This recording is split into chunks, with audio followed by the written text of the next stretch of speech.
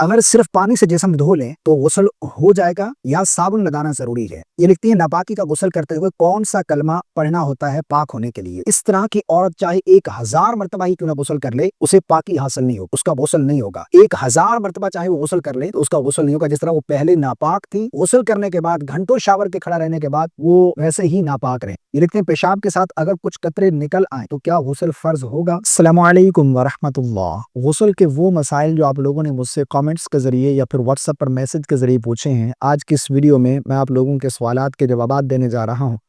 बहुत ही अहम मसाइल हैं जो आप लोगों ने पूछे हैं, और मैं ये समझता हूँ कि इन मसाइल का इल्म होना ये बेहद ज़रूरी है। क्योंकि गुस्ल अगर फ़र्ज़ हुआ, आप नापाक हो गए, गुस्ल किसी भी सबब से आपके ऊपर फ़र्ज़ हुआ, मियाँ बीवी ने अज़वाजी ताल्लुकात कायम किए, गुस्ल फ़र्ज़ हो गया, नाइट फॉल हो गया, गुस्ल फ़र्ज़ हो गया, ख़वातीन ने मखसूस अय्याम मुकम्मल कर लिए, गुस्ल लाज़िम आ गया। तो अगर आपको गुस्ल करने का सही तरीका मालूम है, गुस्ल के अहम अहम मसाइल आपको मालूम नहीं है, तो आप अगर कोई मिस्टेक करते हैं, कोई गलती करते हैं, तो आपको तहारत हासिल नहीं होगी। आप चाहे 1000 मरतबा ही क्यों ना गुस्ल कर लें, अगर गुस्ल सही तरीके से नहीं करेंगे तो आपको तहारत हासिल नहीं होगी। और तहारत जो है ये नमाज की कुंजी है। अगर आपकी तहारत दुरुस्त नहीं है तो आपकी नमाज नहीं होगी। ठीक है ना, आप चाहे जितनी मर्जी नमाजें पढ़ते जाएं, उल्टा आप गुनाहगार होंगे। नापाकी की हालत में नमाज अदा करना ये गुनाह है। तो इसलिए इन मसाइल का इल्म होना ये बेहद ज़रूरी है। हर मुसलमान को चाहिए कि कम अज़ कम इतना इल्म तो वो सीखे ना, कि अगर वो नापाक हो गया है, उस पर गुस्ल फ़र्ज़ हो गया, उसने तहारत हासिल करनी है, उसे ये तरीका तो आना चाहिए ना कि वो किस तरह से नापाकी से तहारत हासिल कर सकता है, किस तरह से वो नापाकी से पाकी हासिल कर सकता है। ठीक है ना, तो ये बहुत ही अहम मसाइल हैं। वीडियो अगर थोड़ा लेंथी हो गया तो आप इस पर कमेंट नहीं कीजिएगा। मैं बहुत ही अहम मसाइल आप लोगों के साथ शेयर करने जा रहा हूँ। इंशाअल्लाह अज़्ज़ा वजल इस वीडियो से आपको बहुत कुछ सीखने को मिलेगा।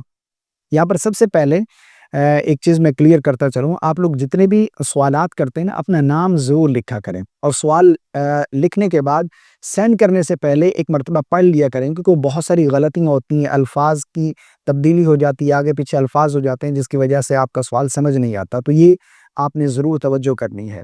सबसे पहला सवाल लेते हैं, राशिद डोगर लिखते हैं, गुस्ल करने के बाद डायरेक्ट नमाज पढ़ सकते हैं या पहले वुज़ू करना होगा? ये बहुत सारे लोग मैसेज करते हैं, ये पूछते हैं कि गुस्ल कर लिया, अब नमाज पढ़ सकते हैं या फिर से हमें दोबारा वुज़ू करने की ज़रूरत है? देखिए, जब आप गुस्ल करते हैं ना, जितने भी आज़ा वुज़ू में धोना फ़र्ज़ है, यानी चेहरा धोना, दोनों बाजू कोहनियों समेत धोना, मसा करना, पाँव धोना, ये फ़राइज़ अदा हो जाते हैं, जिसकी वजह से गुस्ल के साथ-साथ आपका वुज़ू भी हो गया। अब अगर आप गुस्ल करने के बाद कोई ऐसा अमल आपसे नहीं होता जिससे गुस्ल फासिद हो जाए, वुज़ू फासिद हो जाता है, वुज़ू टूटने वाली कोई चीज़ आपसे सरज़द नहीं होती, तो आप उसी वुज़ू के साथ आप नमाज अदा कर सकते हैं। दोबारा से आपको वुज़ू करने की ज़रूरत बिल्कुल नहीं है। ठीक है ना? बहुत से लोग ये समझते हैं कि अगर गुस्ल कर रहे हैं तो उस वक़्त तो हमने बरहना हालत में गुस्ल किया, वॉशरूम में थे, हमने जिस्म पर कोई कपड़े नहीं थे, तो हमारा वुज़ू नहीं होगा। तो याद रखिएगा, ये ज़रूरी नहीं है। बाज़ लोग ये समझते हैं कि अगर घुटना खुल जाए या बरहना हो जाए तो वुज़ू टूट जाता है। तो ये तमाम बहुत बड़ी गलतफ़हमियाँ हैं, ठीक है ना? ऐसा बिल्कुल नहीं है। बरहना होने से या फिर घुटना खुल जाने से वुज़ू फ़ासिद नहीं होता, वुज़ू नहीं टूटता। अगर आपने गुस्ल किया है और गुस्ल के बाद कोई ऐसा अमल आपसे नहीं हुआ जिससे वुज़ू फ़ासिद हो जाता है, तो आप उसी गुस्ल के साथ दोबारा नमाज़ अदा कर सकते हैं। डायरेक्ट दोबारा आपको वुज़ू करने की हाजत बिल्कुल नहीं है। अगला सवाल लिखते हैं, राना वकास, अगर सिर्फ पानी से जिस्म धो लें तो गुस्ल हो जाएगा या साबुन लगाना ज़रूरी है? देखें, साबुन और शैम्पू वगैरह ये जितनी भी चीज़ें हैं, ये सिर्फ साफ़-सुथराई के लिए है, ठीक है ना? साबुन लगाएँ जिस्म को साफ़-सुथरा करने के लिए, मैल कुचैल उतारने के लिए। बाकी अगर आपके ऊपर गुस्ल फ़र्ज़ है ना, अब आप अगर पानी से 3 फ़र्ज़ अदा कर लेते हैं, ये जो 3 फ़राइज़ हैं ना, कुल्ली करना, नाक में पानी डालना और इसी तरह पूरे बदन पर पानी बहाना, ये 3 फ़राइज़ अगर सही तरीके से आप अदा कर लेते हैं, तो आपका गुस्ल हो गया, आपको तहारत हासिल हो गई। अगर साबुन इस्तेमाल करते हैं तो जिस्म की साफ़-सुथराई के लिए, यानी जिस्म पर कोई मैल वगैरह है तो वो उतारने के लिए, और शैम्पू वगैरह बालों को साफ़ करने के लिए। बाकी ज़रूरी नहीं है कि साबुन लगाएँगे تو ہی آپ جو ہے وہ پاک ہوں گے، ورنہ نہیں ہوں گے، ایسا بالکل نہیں ہے۔ آپ جسم دھو لیتے ہیں اچھے طریقے سے، 3 فرائض جو ہیں غسل کے ادا کر لیتے ہیں، تو آپ کو طہارت حاصل ہو گئی۔ شمیلہ نذیر یہ بہن لکھتی ہیں، ناپاکی کا غسل کرتے ہوئے کون سا کلمہ پڑھ ہوتا ہے؟ اب یہاں پر دیکھیں، لکھنا چاہیے تھا پڑھنا ہوتا ہے، لیکن انہوں نے لکھا ہے کہ پڑھ ہوتا ہے۔ اس لیے میں کہتا ہوں کہ سوال سینڈ کرنے سے پہلے آپ ایک مرتبہ پڑھ لیا کریں۔ سوال لکھا ہے انہوں نے، ناپاکی کا غسل کرتے ہوئے کون سا کلمہ پڑھنا ہوتا ہے پاک ہونے کے لیے؟ دیکھیں، غسل اگر آپ کے اوپر فرض ہوا، جس طرح میں نے بتا دیا کہ 3 فرائض ہیں جو آپ نے مکمل کرنے ہیں۔ اگر آپ 3 فرائض ادا کر لیتے ہیں، آپ کو پاکی حاصل ہو گئی۔ اگر آپ ناپاک تھے، آپ کو طہارت حاصل ہو گئی، آپ پاک ہو گئے۔ کلمہ پڑھنا اور ایسی جگہ پر جہاں پر انسان برہنہ حالت میں ہے اور اسی طرح غسل کر رہا ہے، وہ ایسی جگہ ہی نہیں ہے جہاں پر کھڑے ہو کر انسان کلمہ خیر ادا کرے، تو کلمہ پڑھنا یہ ضروری نہیں ہے۔ اور ویسے بھی کلمہ ایسا نہیں ہے، بعض لوگ یہ سمجھتے ہیں کہ ناپاک ہیں تو جب تک کلمہ نہیں پڑھیں گے تو ہم پاک نہیں ہوں گے۔ یہ بہت بڑی غلط فہمی ہے، ٹھیک ہے نا؟ کلمہ پڑھنے سے پاک نہیں ہوں گے۔ آپ غسل کے فرائض ادا کر لیے، آپ پاک ہو گئے۔ کلمہ پڑھنا یہ ضروری نہیں ہے۔ ہاں، غسل کرنے کے بعد باہر آپ نکل آئے، واش روم سے کپڑے وغیرہ پہن لیے، آپ چاہے جتنی مرضی مرتبہ آپ کلمہ پڑھیں یا جو آپ ذکر و اذکار کرنا چاہیں کر سکتے ہیں۔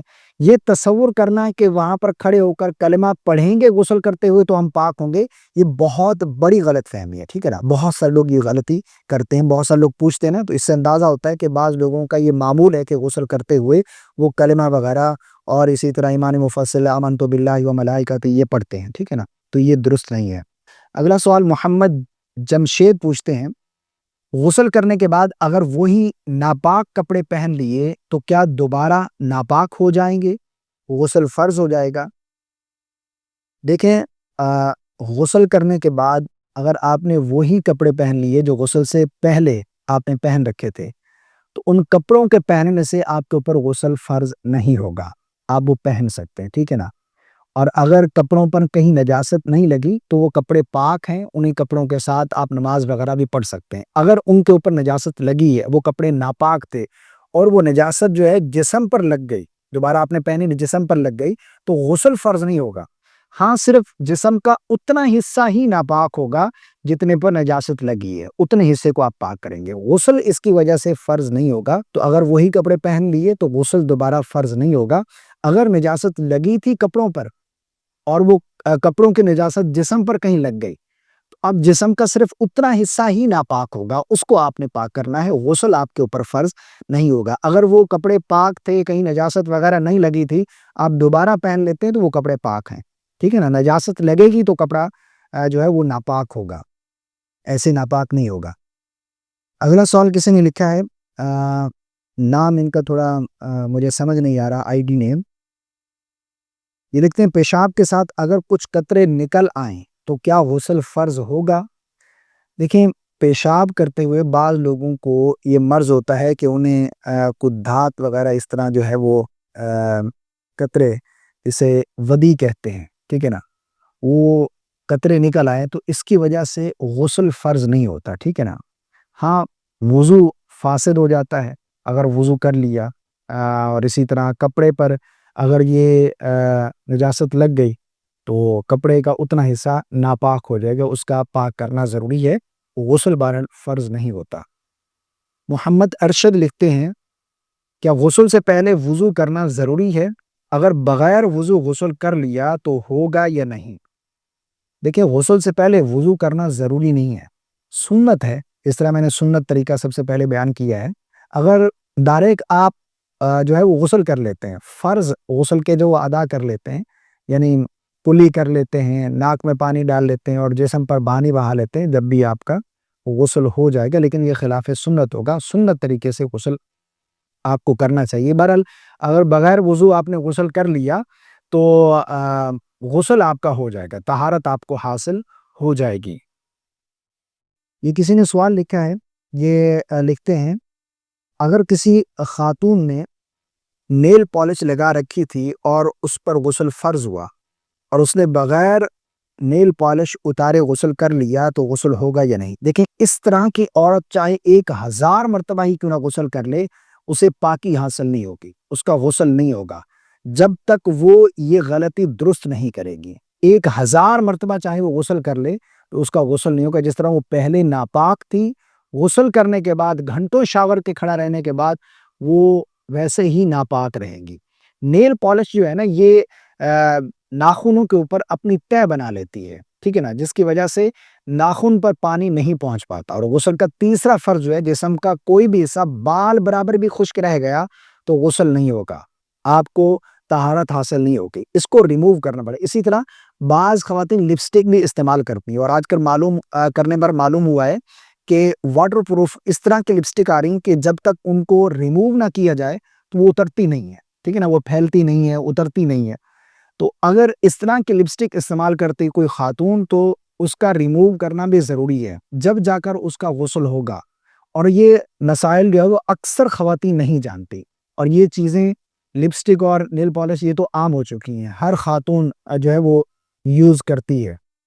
اگر کوئی خاتون اس طرح اس کے اوپر غسل فرض ہوا اور اس نے چاہے غسل ہے یا وضو ہے، اگر نیل پالش لگی وضو کیا تو وضو بھی نہیں ہوگا، غسل کیا تو غسل بھی نہیں ہوگا، جب تک اس کو اتار کر غسل اور وضو نہیں کرے گی، جب تک اس کا غسل اور وضو نہیں ہوگا۔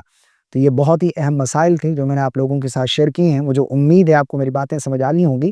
اس کلپ کو شیئر کر دیجیے گا تاکہ دوسرے لوگ بھی فائدہ اٹھائیں، اور پسند آنے کی صورت میں لائک کرنا بالکل نہیں بھولیے گا۔ مجھے اپنی خاص دعاؤں میں یاد رکھیے گا۔ السلام علیکم ورحمۃ اللہ۔